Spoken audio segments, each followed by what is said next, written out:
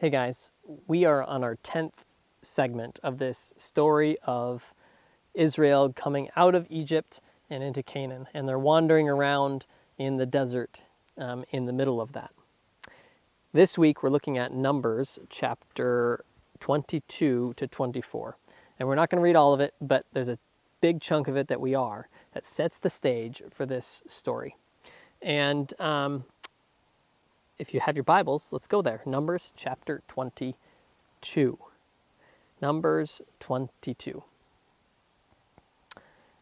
Then the children of Israel, verse 1, moved and encamped in the plains of Moab on the other side of the Jordan across from Jericho.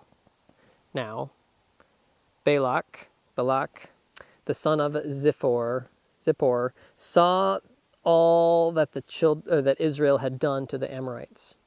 And Moab was exceedingly afraid because of the people, or because the people were so many.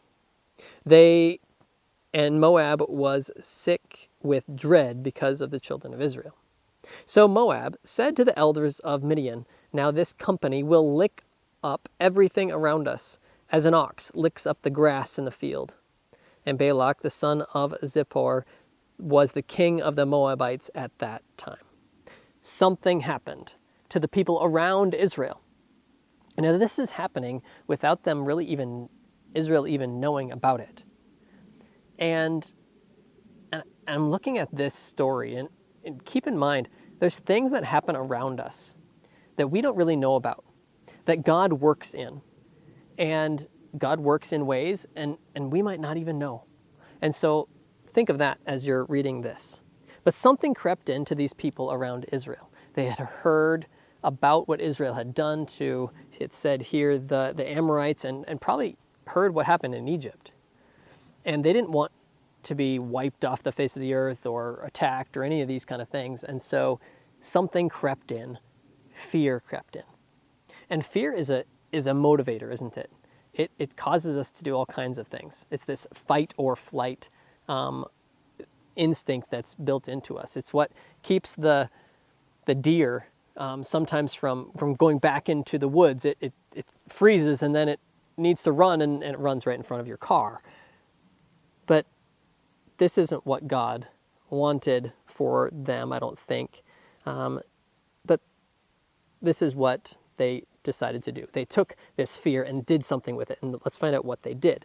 Then, verse 5, he sent messengers to Balaam, the son of Beor, at Pethor, which is near the river in the land of the sons of his people, to call him, saying, notice this, "Look, a people has come from Egypt. See, they cover the face of the earth and are settling next to me. Therefore, please come to me at once. Come at once. Curse this people for me, for they are too mighty for me. Perhaps I shall be able to defeat them and drive them out of the land, for I know that he whom you bless is blessed, and he whom you curse is cursed." And so they send this message to Balaam, this kind of prophet. And they realize, hey, whoever you bless is blessed, and whoever you curse is cursed. So they wanted to tap into that power and curse Israel. This fear is taking over. They're getting other people involved to help curse others. Verse 7, so the elders of Moab and the elders of Midian departed with the diviner's fee in their hand, a payment for this curse. And they came to Balaam and spoke to him the words of Balak. And he said to them, "Lodge here tonight, and I will bring back word to you as the Lord speaks to me." So the princes of Moab stayed with Balaam. So they come to Balaam, and Balaam says, "You know what? Let me ask God. You stay here tonight, and let me ask God what he has to say about this." He should have known, right? If these were God's people, why would God want to curse them? And so he lets them stay the night. He should have just sent them home, but he doesn't. Verse 9 says, Then God, I love this verse, then God came to Balaam and said, who are these men with you? Who are these people that are staying with you? Why are they here? He doesn't come out and accuse him and saying, what are you doing? Or he just says, hey, who are these guys? Why are they really here? Is it have anything to do with that diviner's fee, that amount of money, that gift that they have? Does it have anything to do with that? So Balaam said to God, Balak, the son of Zippor, king of Moab, has sent to me, saying, look, a people has come out of Egypt, and they cover the face of the earth. Come now, curse them for me. Perhaps I shall be able to overpower them and drive them out. Balaam should have thought about this a second and thought, hey, these are the people that God has already blessed. Why would he want me to curse them? And that's exactly what God says to him. And God said to Balaam, verse 12, you shall not go with them. You shall not curse the people, for they are blessed. It should have just ended there. Well, it kind of did. Verse 13, so Balaam rose in the morning and said to the princes of Balak, go back to your land, for the Lord has refused to give me permission to go with you. He doesn't tell them, hey, those people are already blessed. I can't curse them. He doesn't tell them, hey, it's wrong to do so. He just says, oh, it's God's fault. He won't let me go. Verse 14 says, and the princes of Moab rose and went back to Balak and said, Balaam refuses to come with us. And that could have been the end of the story, but you know what? It isn't, because there's always more to the story, it seems like. Persistence. Persistence to do harm to a group of people that you haven't really had contact with. And so what did they do? Verse 15, then Balak again sent princes, more numerous and more honorable than they. He goes and sends some more. Hey, the ones had maybe richer clothing, or sent more of them. And they came to Balaam and said, thus says Balak, son of Zippor, please let nothing hinder you from coming to me, for I will certainly honor you greatly, and I will do whatever you say to me. Therefore, please come and curse this people for me. They're trying with a little bit more temptation, a little bit more honor, prestige, powerful people, and more gifts. Isn't that the way Satan works sometimes? If he can't get you one way, he comes at another angle with more enticements, a different way of trying to tempt. Then Balaam answered and said to the servants of Balak, though Balak were to give me his house full of silver and gold, I could not go beyond the word of the Lord my God, or do less or more. This should have been the reality. Hey, he realized, hey, I can't do more than what God says, and he already told me no, so go home.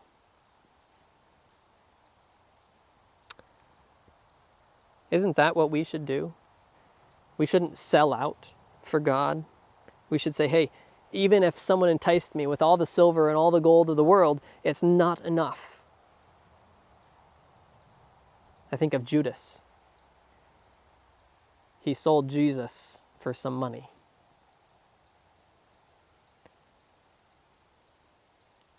Verse 19. Therefore, he says, please, you also stay here tonight, that I may know what more the Lord will say to me. Did he really need to say that? Did he need to say, hey, stay here tonight? Maybe God has a different answer. Does God change his mind on those kind of things? Sometimes we want God's mind to change.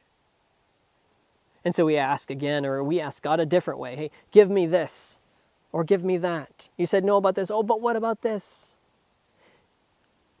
We keep asking sometimes for things that are not good for us or good for others. And so verse 20, and God came to Balaam at night and said to him, if the men come to you, arise and go with them. Didn't God say not to? Sometimes God lets us go and do things that we're insisting on. And then there's the word that changes everything. You can go, but, this 3-letter word, but, only the word which I speak to you, that you shall do. And so Balaam arose in the morning, saddled his donkey, and went with the princes of Moab.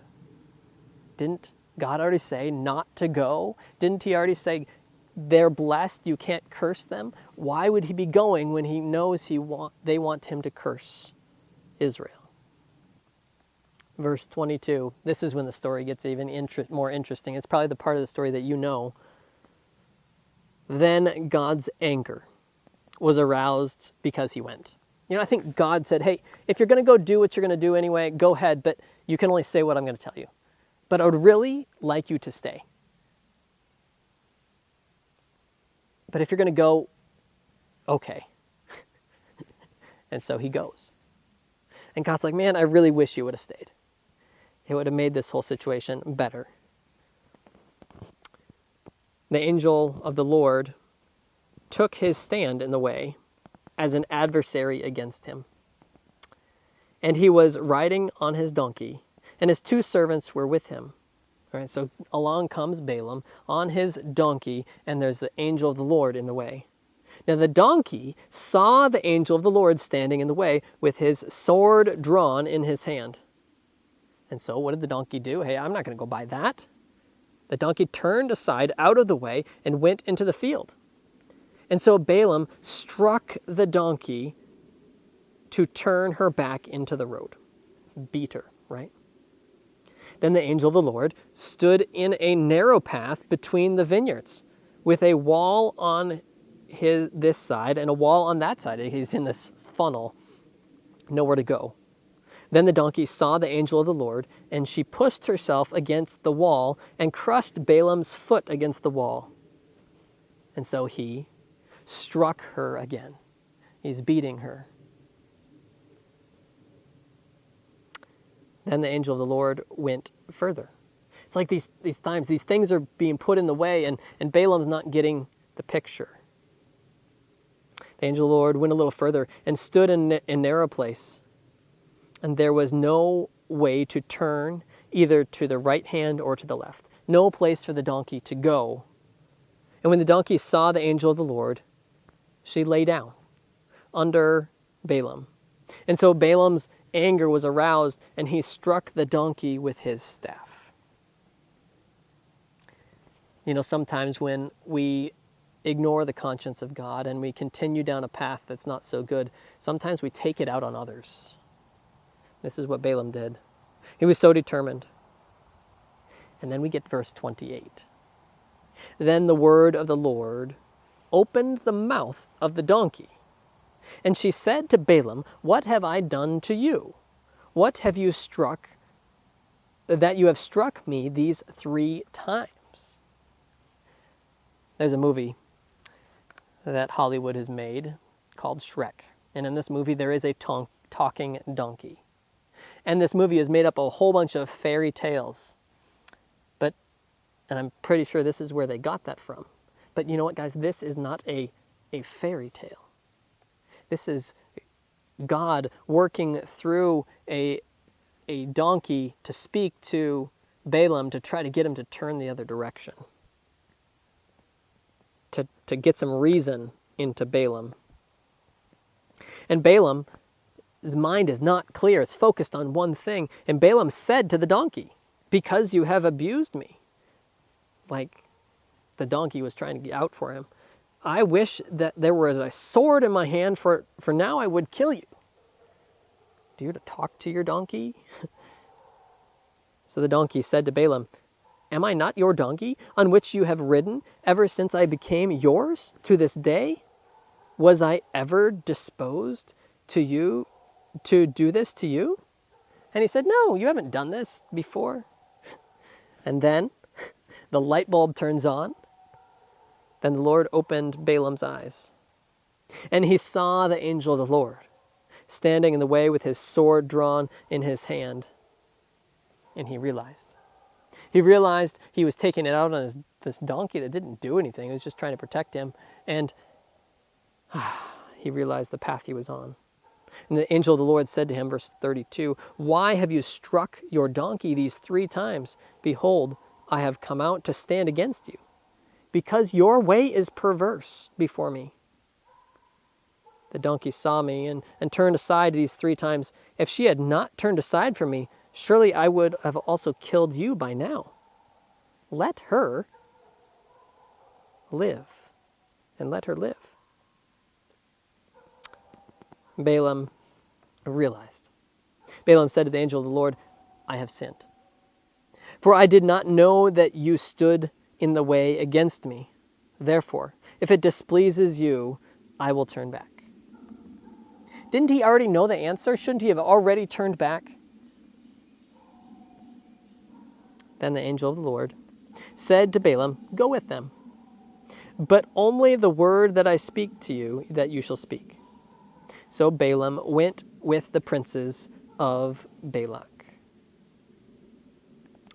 Sometimes God works things out for good that we sometimes have evil intent for. Like we're going down a bad road and he's able to turn things to good. And so I think God here sees an opportunity that he can bless his people. So verse 36, now when Balak heard that Balaam was coming, he went out to meet him at the city of Moab, which is at the border at the Arnon, the boundary of the territory. Then Balak said to Balaam, did I not earnestly send you, calling for you? Why did you not come to me? Am I not able to honor you? Can I not pay you enough? And Balaam said to Balak, look, I have come to you. See, I'm here now. Have I any power at all to say anything? The word that God puts in my mouth, that I must speak. This is when I think the devil made a mistake and Balak made a mistake. They should have said, you know what? If the Lord's behind this, go back home. But the devil and Balak were so focused on trying to get a curse out of Balaam that they went forward. So Balaam went with Balak, and they came to Kirjath Huzoth. Then Balak offered oxen and sheep, and he sent some to Balaam with the princes who were with them. So it was the next day that Balak took Balaam and brought him up to the high places of Baal. Not of God, but of Baal. That from there he might observe the extent of the people. Chapter 23 and verse 1. Then Balaam said to Balak, build 7 altars for me, and prepare for me 7 bulls and 7 rams. And Balak did as Balaam had spoken, and Balak and Balaam offered a bull and a ram on each altar. Remember, where are they offering? They're offering these here at the place where Baal was worshipped.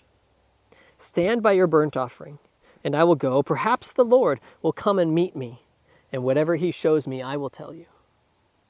And so he went to a desolate height, and God met Balaam. God met Balaam where Baal was worshipped, to curse, with Balaam's intent to curse Israel. And God met him and said, I've prepared, and he said to him, I have prepared 7 altars, and I have offered on each a bull and a ram. Then the Lord put a word in Balaam's mouth, Return and said, Return to Balak, and thus you shall speak. So he returned. And there he was, standing by his burnt offering, and all the princes of Moab. And he took up his oracle and said, Balak, king of Moab, has brought me from Aram, from the mountains of the east. Come, curse Jacob for me, and come, denounce Israel. How shall I curse whom God has not cursed? This is the message from God. And how shall I denounce whom the Lord has not denounced? From the top of the rocks I see him, and from the hills I behold him. There, a people dwelling alone, not reckoning itself among the nations. Who can count the dust of Jacob, or number 1/4 of Israel? Let me die the death of the righteous, and let my end be like this. And Balak is scratching his head. Where was the curse? It sounded much more like a blessing. If you look at verse 11, then Balak said to Balaam, What have you done to me? I took you to curse my enemies, and look, you have blessed them bountifully. Verse 12 says, And so he answered, Balaam answered, and said, Must I not take heed to speak what the Lord has put in my mouth? I think this is the key bit here for us. We need to be speaking the things that the Lord has put in our mouth. Sometimes we want to curse like Balaam. We want to curse Israel or other people like Balaam. We want to get maybe even paid for it, enticed with different things. But that doesn't profit anything. I think God wants us to speak his words. Speak his words of love. And the next part of the story, if you want to read later, the next two chapters, the rest of this chapter and the next chapter, Balaam goes back 2 more times, asks God for a curse, and he gives him a blessing.